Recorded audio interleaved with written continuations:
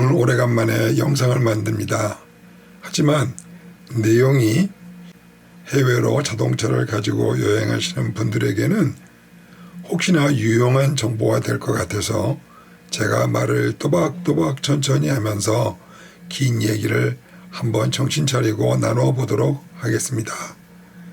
제가 한국에 입국한 것은 2024년 8월 8일인데 저는 약 13개월 만인 이제 다가오는 9월 12일 날 출국을 하게 되었습니다. 자, 저는 한국을 떠나서 샌프란시스코를 거쳐서 미네소타, 미국의 시카고 옆에 있는 세인트 폴이라고 하는 곳에 가서 저의 타고 다니는 에마, 뚜벅이가 그 자리에 있습니다. 도착을 하면은 1년 1개월 만에 시동도 걸어봐야 되고 타이어, 엔진 등등 여러 가지 기본적인 체크업도 해야 되겠죠. 그리고 중요한 것은 오레곤으로 등록되어 있던 차량을 이제 미네소타로 차량 등록을 이전을 하고 저의 운전면허증도 미네소타 걸로 바꾸어서 출국을 하려고 합니다. 또한 그곳에 있으면서 그동안에 이제 오랫동안 묵혀 놓았기 때문에 차를 전체를 분해를 해서 다시 재조립을 하려고 합니다. 이 과정에서 곰팡이도 제거를 해야 되고 또 느슨한 나사라든지 그리고 전기 케이블 같은 것들도 모두 업그레이드 하거나 다시 손을 좀 봐야 될 것 같은 생각이 듭니다.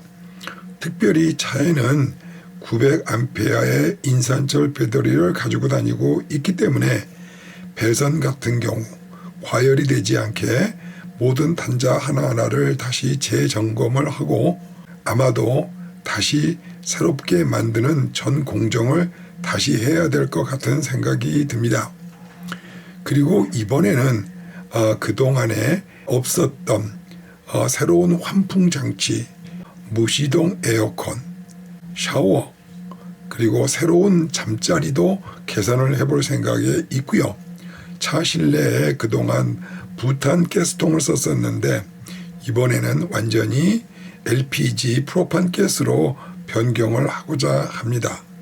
또한 더불어서 이제 2인승이었던 이 차에 이 모든 차 공간을 혼자 쓰게 되었습니다. 따라서 그동안 추가하고 싶었던 핫박스도 증설을 하고 또한 아이스메이커도 집어 열려고 하고 있습니다. 이제 한 달여간 차량을 업그레이드하고 그 과정에 이제 유럽으로 차를 보내기 위해서 롤온, 롤오프 방식의 선박을 예약을 해서 카나다에 있는 헬리팩스라고 하는 항구 도시에서 벨지움의 앤트워프로 차량을 이송을 하려고 합니다. 미네소타에서 헬리팩스까지는 약 3,300km 정도 거리에 있으며 노바스코시아에 있는 헬리팩스까지 약 10일간의 운전을 해서 도착하게 됩니다. 또 중간중간에 유적지도 좀 찾아보고 놀 곳 놀면서 도착을 하려고 약 10일간의 여정을 생각을 하고 있습니다. 아마도 저의 생각으로는 10월 10일에서 10월 20일경쯤에 로로 선박의 차량을 선적을 할 계획에 있습니다. 캐나다 헬리팩스에서 벨지움에 있는 앤트워프까지는 약 실제로 10일에서 12일 정도, 저의 생각으로는 한 11월 15일경쯤에 차량을 인도받기를 희망을 하고 있습니다. 현재 헬리팩스에서 앤트워프까지는 $1,550, 그리고 앤트워프 벨지움 현장에서 항만세, 수입 수수료 등등 여러 가지 이 비용들이 약 400유로 정도를 생각해서 총 경비를 250만 원 선으로 견적을 받고 있습니다. 자, 헬리팩스에서 차량을 이제 보내고 나면은 대충 한 달여 정도 기간이 남게 되는데 저는 런던 게이트윅 공항으로 가서 그쪽에서 조지아에 있는 티빌리시라고 하는 곳으로 이동을 할 생각에 있습니다. 헬리팩스에서 런던까지는 약 165달러, 그리고 런던에서 조지아의 수도인 트빌리시까지도 약 167달러, 얼충 봐서 한 330달러 정도의 비용이 드네요. 트빌리시에 가는 이유는 여러분들이 잘 아시겠지만은 조지아는 한국 국민뿐만 아니라 약 47개 국가의 국민들에게 360일 동안의 무비자 기간을 제공하고 있으며 외국 자동차를 등록을 할 수도 있고 또 구매를 할 수도 있습니다. 호스텔에 하루 지내는 데에도 싼 데는 5달러, 대충 10달러 내외 정도면은 하루를 호스텔에서 보낼 수가 있기 때문에 차가 유럽에 도착할 때까지 기다릴 수 있습니다. 그런데 제가 트빌리시까지 온 주요한 이유 중에 하나는 정기 예금인 경우에 평균 세후 연리 이자가 10%에 달합니다. 한국에서는 우대를 해서 막 2.3%, 보통 2%가 주종이겠죠. 미국 같은 경우에서도 저축예금 증서인가요? 그 정도가 현재 4.25%입니다. 그래서 저는 트빌리시에 온 이유 중에 하나는 이쪽으로 은행을 개설을 해서 연리 10%의 이자를 받을 수 있는지 없는지 한 3개월에서 6개월 정도 여러 가지 인터넷 뱅킹이라든지 실제 이자 수입이라든지 또 환전에 생기는 여러 가지 문제들을 실경험을 해보기 위해서 은행 계좌를 열기 위해서 트빌리시에 가려고 하고 있습니다. 자, 이제 트빌리시에서 일이 마치게 되면은 앤트워프에서 멀지 않은 브뤼셀까지 비행기를 타고 가는데 얼충 현재의 가격으로는 185불, 약 한 22만 원 정도가 계산이 나오네요.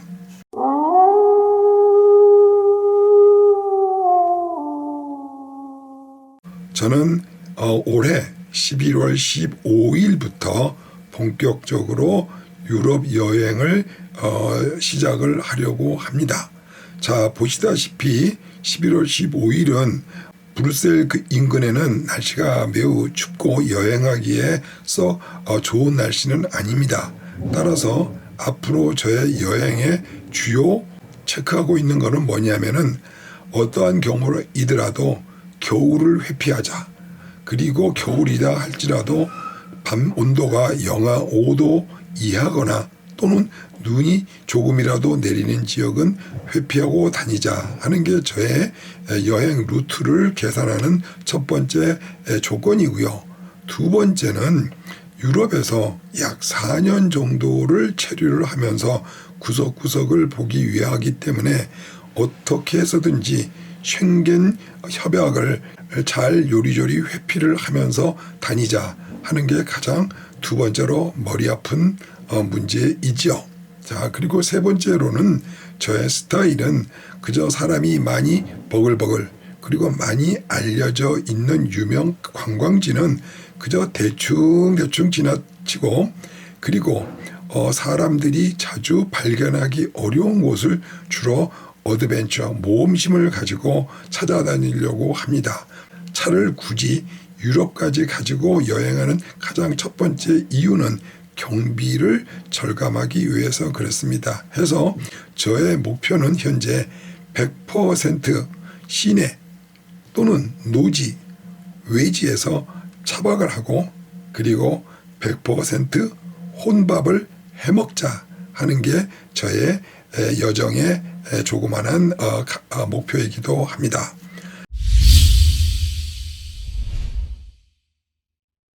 자, 그래서 이러한 여행 일정을 짜는 데 있어서 가장 머리 아픈 부분이 무엇이냐 하면은 쉥겐 지역이라고 여러분들이 많이 들으셨겠습니다. 간단하게 설명을 드리면은 쉥겐 지역의 외국인들이 이 지역을 여행을 할 때에는 반드시 180일 이내에 90일만 체류를 허용을 하게 되어 있습니다. 즉 180일이 지나서는 바깥에 나가야 돼요. 쉥겐 바깥으로. 하지만 쉥겐 국가의 면적이 넓은 관계로 여기를 석 달마다 들락날락 거리는 것도 상당히 여행 일정을 짜는 데 있어서 가장 머리 아픈 일이죠. 주요 도시만 자동차로 운전하고 지나가게 되면은 아마 석 달 가지고도 유럽을 볼 수가 있을 수도 있겠어요. 하지만 저의 목표는 구석구석에 사람들이 잘 가지 않는 곳들을 찾아보고 탐험하기를 원하기 때문에 저로서는 90일이라고 유럽을 여행하는 것은 턱이나 부족한 상황에 있습니다. 쉥겐 지역에서 체류일을 계산하는 방법을 그저 제가 한번 천천히 말씀을 드려보겠습니다. 마지막 입국일을 기준으로 과거 180일을 거슬러 올라가면서 그 안에서 실제 쉥겐 지역에 머문 날이 90일을 넘으면 불법 체류, 즉 단순히 3개월 체류, 3개월 외부 체류가 아니라 롤링 윈도우 방식을 적용한다. 뭐 이렇게 정의가 돼요. 이게 무슨 개소리인지.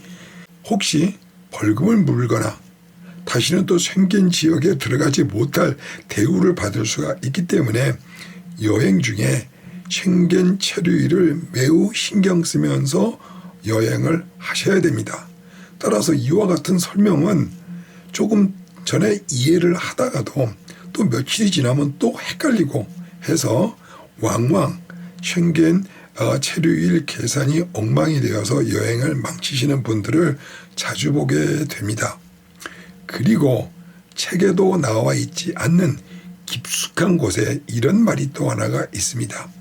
쉥겐 체류일은 리세트가 된다. 이게 무슨 말입니까? 이거 굉장히 중요한 말인데, 자, 이거를 천천히 예를 들어가면서 설명을 해드리도록 할 테니까 조금 전에 설명을 드렸던 것은 다 잊어버리시고 제가 설명하는 것만 반복해서 또 이해를 증진하시면은 쉥겐 체류일수 계산하는데 큰 도움이 되고 간단하게 여러분들이 자신감을 가지고 일정을 준비할 수가 있을 것 같습니다. 이제부터 차근차근 잘 들으시기 바랍니다. 1번, 쉥겐 체류 일수를 SCH라고 하겠습니다. 그리고 비쉥겐 지역에서 체류한 날짜를 NON이라고 정의를 하겠습니다. 쉥겐 체류 일수 SCH 더하기 비쉥겐 체류 일수 NON 더하기를 우리가 D라고 정의를 하겠습니다. 즉 체류 일수 D라고 정의를 하겠습니다. 두 번째, D가 180 이하이면은 다음 쉥겐 일수는 181보다 모자라는 일수가 되게 됩니다. 자, 예를 들어서 쉥겐 체류 일수가 78 그리고 비쉥겐 일수가 72일이면은 그리고 이제 다시 쉥겐 지역에 들어갔다 치면은 남아있는 쉥겐 일수는 과연 얼마일까요? 자, 이거 우리가 계산을 해보면은 78 더하기 72를 하면 150이 나옵니다. 따라서 비쉥겐 지역에 있다가 그 다음 쉥겐 지역으로 들어갔을 때에는 150일이었기 때문에 180일에서 150일을 빼면은 그 다음 쉥겐 지역에서는 30일밖에 여유분이 남아있지가 않습니다. 이해가 가셨죠? 세 번째, 만약에 쉥겐 체류 일수 SCH와 비쉥겐 체류 일수 NON을 더한 이 날짜 수가 180일 이상이면은 다음 쉥겐 일수에서 90일로 리세트가 된다. 리세트라는 말은 뭐냐면 다시 0으로 계산한다. 그런 뜻입니다. 이게 무슨 말일까요? 하나씩 예를 들어 보겠습니다. 78일 쉥겐 지역에서 보내다가 비생겐 지역에서 100일을 체류를 했어요. 자, 그러면은 그 다음번 쉥겐 지역으로 들어가게 되면은 얼마가 남았을까요? 이거는 뭐냐면 아까 말씀드린 대로 78 더하기 100, 178이죠. 아직도 180일이 넘지 않았기 때문에 그 다음 쉥겐 지역에 들어가면은 이틀밖에 체류를 할 수가 없게 됩니다. 그 이후부터는 불법이 되죠. 하지만 똑같이 쉥겐 지역에서 78일을 머물고 비생겐 지역에서 100일이 아닌 103일을 머물게 되면은 그 두 개를 합산을 하면은 181일이 됩니다. 즉 우리가 180일이라고 하는 윈도우를 하루를 넘겨서 채웠기 때문에 그 다음 쉥겐 지역에서는 다시 리세트가 되어서 90일을 체류를 할 수가 있게 됩니다. 말씀드린 바와 같이 이 쉥겐 지역과 비쉥겐 지역의 체류 일자를 180일을 넘기느냐 안 넘기느냐에 따라서 리세트가 되느냐 안 되느냐 하는 게 쉥겐 날짜를 계산하는 핵심 포인트입니다. 자, 그러면은 이것도 복잡하지요. 그러면 제가 가장 좋은 요령을 가르쳐 드릴게요. 네 번째, 그러면은 가장 좋은 게 뭐냐면은 쉥겐 지역에서 거의 90일을 빡빡 채우는 거예요. 그리고 쉥겐 바깥 지역에서 90일을 조금 넘기는 거야. 예를 들어서 쉥겐 지역에서 90일을 빡빡 채우고 넌 쉥겐 지역에서 91일을 채우면은, 왜냐하면 또 혹시 하루 갖고 시비 걸릴 줄 모르니까 이게 181일이 되지 않습니까? 그러면 그 다음 쉥겐 지역에서는 90일을 다시 풀로 사용할 수가 있습니다. 그러니까 이거를 조금 더 간단하게 얘기를 하면은 90일 동안 쉥겐, 90일 동안 쉥겐 바깥에서, 그 다음 지역은 90일 동안 쉥겐, 그 다음에 또 90일 동안 바깥에서 지내고, 이런 식으로 계속 리피트를 하는 것이 가장 쉥겐 날짜를 잘 활용하는 방법입니다. 조금 복잡하지만 이 부분은 리피트해서 한번 여러분이 머릿속에 공식을 잘 채워두시기 바랍니다. 자, 그러면은 이 넓은 유럽을 여행을 할 때 쉥겐 지역에서 쉥겐 지역 바깥으로 나올 수 있는 데가 5군데밖에 없습니다. 자, 그러면 첫 번째 활용할 수 있는 비쉥겐 지역이 어디냐? 영국과 아일랜드예요. 다행히 영국에서는 한국 사람들에게 6개월 동안의 무비자를 허용을 합니다. 그래서 저는 영국과 아일랜드를 한 2달 정도 여행을 하고 나머지 넉 달 동안을 차를 비쉥겐국인 영국에다 놔두고 4개월을 중간에 방문하는 휴식기간을 갖고자 합니다. 자, 두 번째 쉥겐 해피 지역이 어디냐면은 보스니아, 세르비아, 코소보, 몬테네그로, 알바니아, 북마케도니아, 이렇게 6개 나라가 있는데 이 지역을 발칸반도, 발칸 국가라고 합니다. 물론 그 밑에 있는 그리스나 그 옆에 있는 불가리아나 대개 다 발칸 국가이지만은 특별히 이 6개 나라가 쉥겐에 가입되어 있지 않는 나라입니다. 그런데 나라와 지역이 작기는 하지만은 여러분들이 이 나라를 자세히 들여다보면은 3개월 동안 푹 쉬어갈 수 있는 좋은 도시이기도 합니다. 또한 이 발칸 국가들은 전 유럽에서 가장 싼 식료품뿐만이 아니라 보험료도 제일 싸고, 또 그리고 우리가 이제 먼 훗날에 아프리카로 가기 위해서는 까르네 드 파시지 해가지고 이 CDP라고 하는 문서를 만들어야 되는데, 물론 여기에 있는 세르비아에서 가장 저렴하게 우리가 구할 수 있기 때문에 발칸 국가를 주의해서 보시기 바랍니다. 자, 그리고 쉥겐 회피 지역으로 세 번째로는 지브랄탈 해협을 넘어서 아프리카 북단에 있는 모로코에 가서 있는 겁니다. 하지만 모로코를 석 달 동안 그냥 주저앉아 있기가 뭐하기 때문에 저는 그 옆에 있는 나라 알제리의 비자를 카사블랑카에서 받아서 알제리 여행도 하고, 그리고 그 옆에 있는 아프리카 북단의 지중해에 있는 튀니지아에서 머물다가 이태리로 들어오려고 합니다. 그리고 이제 네 번째 우리가 쉥겐 해피 지역으로는 터키 쪽을 들 수가 있어요. 그 다음에 우리가 아까 말씀드린 조지아나 아르메니아, 아제르바이잔 이쪽에 터키 동쪽에 있는 나라들을 또 여행을 하게 되면은 충분히 또 석 달을 그쪽에서 보내고 다시 쉥겐 지역으로 들어올 수가 있습니다. 마지막으로 넓디 넓은 러시아 쪽으로 여행을 하고 있다가 다시 쉥겐 지역으로 들어오는 방법이 있습니다. 그래서 쉥겐 지역을 회피하고 들락날락거릴 수 있는 5개 지역이 있습니다. 빨리 정리를 하면 영국과 아일랜드, 두 번째는 발칸 국가, 세 번째는 아프리카 북단, 그리고 네 번째는 터키, 그리고 5번째는 러시아를 들을 수가 있겠습니다.